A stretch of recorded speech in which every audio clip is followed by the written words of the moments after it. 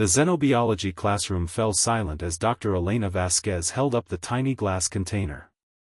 Inside, a creature no larger than a grain of rice moved slowly across the glass. This, Elena said with barely concealed joy, is a Sydney funnel web spider. One of Earth's deadliest creatures.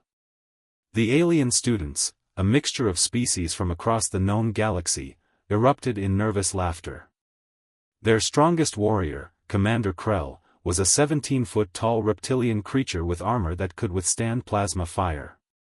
He was watching from the observation deck, his massive frame radiating confidence. "Professor, with respect, that creature is microscopic," said Zixlar, a crystalline-bodied student. "Our smallest warrior could crush it with a single footstep." Elena's smile widened. "That's what makes Earth so fascinating. Size means nothing. Toxicity means everything." She activated the holographic display showing the spider's venom composition at the molecular level. The classroom gasped. The neurotoxins were unlike anything most species had ever encountered, devastating in their complexity, lethal in their efficiency.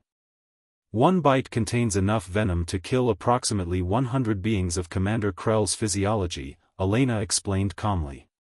Death would occur within minutes. There is no antidote. No cure. No defense. The fear in the room was palpable. Students exchanged horrified glances. Their strongest warrior was, by the standards of Earth's smallest spider, utterly defenseless. Commander Krell descended from the observation deck, his footsteps shaking the ground. "Professor Vasquez, you claim this tiny creature could kill me?" "Not claim." "No," Elena replied, her happiness almost infectious despite the gravity of the statement. "That's what evolution on a death world produces. Creatures don't need to be large to be lethal. They just need to be efficient." A new voice interrupted from the back of the classroom. "This is absurd. I want to see proof." Everyone turned to see Dr. Talon, a visiting professor from the Warrior Caste Academy. He was massive, even by Commander Krell's standards, 20 feet of pure muscle and arrogance. His reputation preceded him, he'd never lost a combat. He'd killed hundreds of warriors. He believed in only one truth, physical dominance. "Dr. Talon," Elena said, her joy transforming into something more challenging. "Perfect timing. I was just about to demonstrate evolution's sense of irony." Talon laughed, a deep, rumbling sound that echoed through the chamber. "You want to test your spider against a warrior? Fine. Bring your creature. Let's see what happens." Elena's expression shifted. For a moment, genuine concern flickered across her face. She exchanged glances with her students, and one of them, a young alien named Vextola, who had been quietly fascinated by Earth's ecosystems, stepped forward. "Dr. Talon, I've been studying Earth's biology. The spider's venom works on neurological systems." "Your physiology," Vextola began nervously. "Silence, student. I don't need lectures from the fearful," Talon snapped. Elena made a decision. She carefully extracted the spider, placing it in a transparent containment field that would allow contact but prevent escape. Her hands trembled slightly, not from fear of the spider, but from fear of what was about to happen. Talon extended his massive arm into the containment field. The spider, sensing the vibrations, moved with purpose. It was a creature that had evolved to kill things 1,000 times its size. It didn't hesitate. It didn't question. It simply did what millions of years of evolution had designed it to do. It bit. The fangs penetrated Talon's armor with ease, armor designed to withstand weapons, not biological precision. For a moment, nothing happened. Talon laughed. "Is that all? I barely felt." Then the neurotoxin hit his nervous system. His laughter turned to confusion. His muscles began to spasm. His massive frame collapsed to one knee, then both knees. His breathing became labored.